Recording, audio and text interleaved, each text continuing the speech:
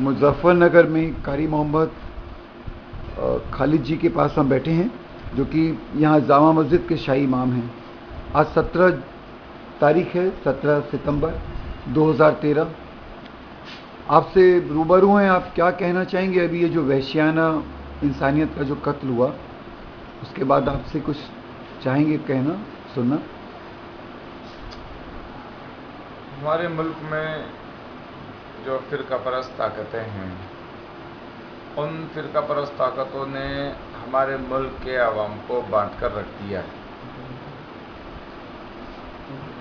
वो अपने मकसद के लिए, अपने फ़ायदे के लिए, अपने इक़्तिदार के लिए वो किसी भी हद तक चली जाती हैं। और हमारे मुल्क का जो अवाम है, जो मुख्तलिफ़ मज़ाहिब, मुख्तलिफ़ धर्मों से और जात बिरादरियों से ताल्लुक़ रखता है, जो आपस में एक दूसरे के खुशी और गम में शरीक रहता है, वो फ़िरका परस्त ताकतें उनको काट देती हैं, उनको जुदा कर देती हैं, उनको मुंतशिर कर देती हैं।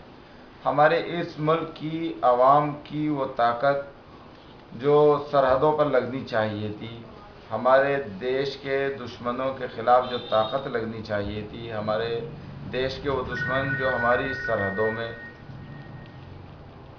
घुस रहे हैं और हमारी सरहदों में घुसकर अपने नापाक पंजों को गाड़ रहे हैं, उनके ख़िलाफ़ हमें एकजुट होकर जो खड़ा होना चाहिए था। अफसोस की बात यह है कि हम उन ताकतों के ख़िलाफ़ खड़े न होकर, हम फ़िरका परस्तों की साजिशों का शिकार होकर हम एक दूसरे का खून बहा रहे हैं। ये इस मुल्क के लिए बहुत अफसोसनाक है। वही फ़िरका परस्त ताकतें जिन्होंने गांधी जी का कत्ल किया, वही फ़िरका परस्त ताकतें जिन्होंने इस मुल्क को नुकसान पहुँचाया, वही फ़िरका परस्त ताकतें हमारे इस ज़िले के, बल्कि पश्चिमी उत्तर प्रदेश के इस टाइम के जो फसादात हैं, जो कत्ले आम है, वो उसकी असल ज़िम्मेदार हैं। आज़ादी को 65 साल हो गए, आज मुसलमान को क्या चाहिए? मुसलमान को इंसाफ चाहिए। हम नहीं कहते हमें बराबरी मिले, लेकिन हम कहते हैं हमें इंसाफ मिले। और ये इस मुल्क के, ये समझिए, एक बहुत ही अफसोसनाक पहलू है।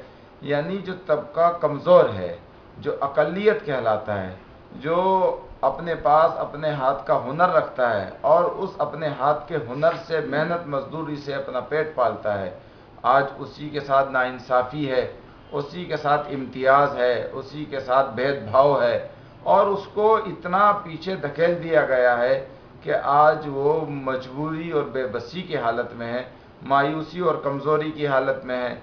जो कुछ नाइंसाफ़ी हो सकती थी, वो उसके साथ की जा रही है। आपको लगता है सच्चर कमेटी की सिफारिशें कैसी हैं और क्या करना चाहिए? क्या वो चलें? सच्चर कमेटी के जो सिफारिशें सामने आई हैं, यकीनन वो ऐसी हैं, लागू होनी चाहिए। लेकिन अभी तक हुआ यह है कि सच्चर कमीशन की जो सिफारिशात हैं, उनको गोया के मुस्लिम समाज का एक मरसिया करार दिया गया है, और लोग उसको पढ़ रहे हैं, और उस पढ़कर सिवाय इसके कि उस पर भी मैं समझता हूँ राजनीति हो रही है, और उससे जो अब तक नफ़ा हो जाना चाहिए था, जो लाभ हो जाना चाहिए था, वो अभी तक कोई सामने नहीं आया है। कांग्रेस, बीजेपी या सपा, लगता है ये लोग कोई करेंगे या क्यों नहीं किया? देखिए, जितनी भी राजनीतिक पार्टियां हैं, वो आवाम की तो बात दूर की, अभी तो वो मुल्क के लिए भी सही से सोचने के लिए तैयार नहीं है। हमारे मुल्क का कितना पैसा बाहर बैंकों में पड़ा हुआ है, और हमारे मुल्क पर बाहर मुल्कों का कितना कर्जा है, हमारा मुल्क कर्जे में डूब रहा है। पैसा जो है वो आए दिन हमारे मुल्क की करेंसी आए दिन नीचे को जा रही है। अभी सियासी पार्टियां जो हैं, वो मुल्क की सलामती के लिए भी संजीदा नज़र नहीं आती, तो पब्लिक के लिए कहाँ से वो संजीदा होंगी? शुक्रिया जनाब, शुक्रिया।